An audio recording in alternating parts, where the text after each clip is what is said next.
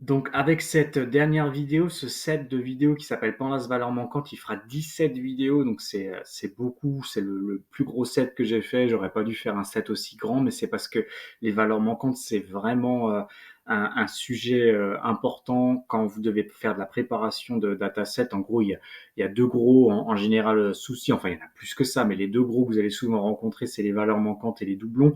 Les doublons, ça va être assez facile de gérer, les valeurs manquantes, ça va être un peu plus compliqué. Donc je vais m'arrêter là pour ce set de vidéos, mais je referai des sets de vidéos et ça sera plutôt pour le remplissage des valeurs manquantes parce que pour tout le reste, on a un peu fait le tour.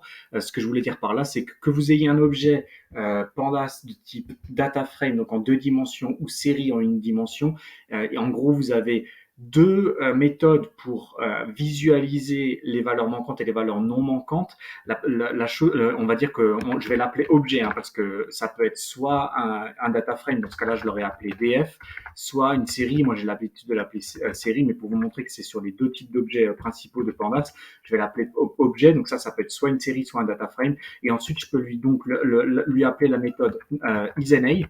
Et donc là, ça va me lister les valeurs. Il va me faire un listing des lignes qui ont des valeurs manquantes, et je peux lui faire derrière une autre méthode qui s'appelle sum, et dans ce cas-là il va me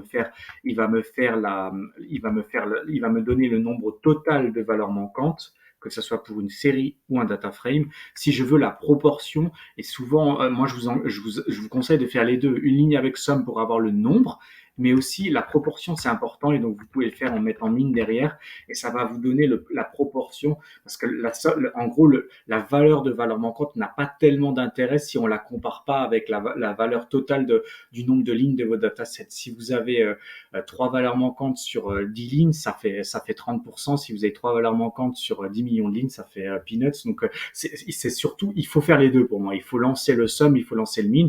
Vous pouvez aussi, si vous faites info, puisque info de toute façon en général, moi je le lance systématiquement dans info. Vous avez pour chaque colonne d'un data frame, vous avez le nombre de valeurs non nulles dans un data frame. Donc vous n'avez pas directement le nombre de valeurs manquantes, mais vous avez le nombre de valeurs qui sont non manquantes. Mais donc vous l'avez ça dans info, et vous avez aussi une méthode qui existe comme ça qui s'appelle notNA, et donc vous voyez ce que ça veut dire. Un isNA, c'était pour lister les valeurs manquantes. NotNA, c'était pour lister les valeurs qui ne sont pas manquantes, et vous pouvez faire la même chose que pour isNA, c'est-à-dire que si vous voulez le nombre total, vous lui rajoutez derrière .sum, et si vous voulez une proportion, vous faites .min, en sachant que notNA, c'est juste l'opposé de isNA. Hein. Donc voilà, si vous faites une addition de notNA et de isNA sur une colonne, bah, vous aurez le nombre total des choses qu'il y a dans votre colonne. Donc ça, c'était pour, on va dire, pour visualiser les valeurs manquantes. Et ensuite, il y a une deuxième étape, c'est que soit vous allez supprimer les valeurs manquantes, et donc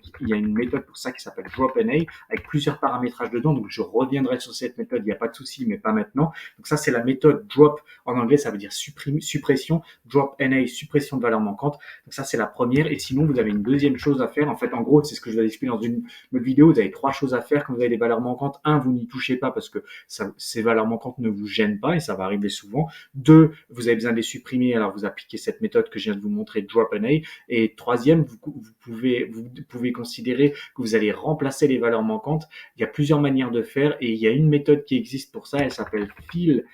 Et là, il y a pas mal de paramétrages qui sont possibles. Je vous ai montré dans la dernière vidéo, et on le voit juste au-dessus, qu'on peut le remplacer par une valeur unique. C'est bien, mais ça ne sera pas toujours possible de le faire avec une seule valeur unique. Si vous n'avez pas encore compris pourquoi exactement, de temps en temps, on ne pourra pas remplacer par une valeur unique, c'est pas grave, parce que je vais faire des vidéos spécifiques sur le remplissage des valeurs manquantes, et donc forcément que je vais réutiliser cette méthode. Mais je pense que vous avez un petit peu compris l'idée. Je vais tout refermer si je peux, juste pour qu'on visualise ce que j'ai fait depuis le début. J'ai fait une première chose où j'ai généré des valeurs manquantes. Ça, c'était pour des phases de test en utilisant NumPy, en utilisant la méthode, donc en appelant np.nan. C'est une méthode qui permet de générer artificiellement des valeurs manquantes. Les détections des valeurs manquantes, je vous ai montré comment c'était. Hein, c'était avec isNA. Les suppressions de valeurs manquantes, c'était avec la méthode dropNA.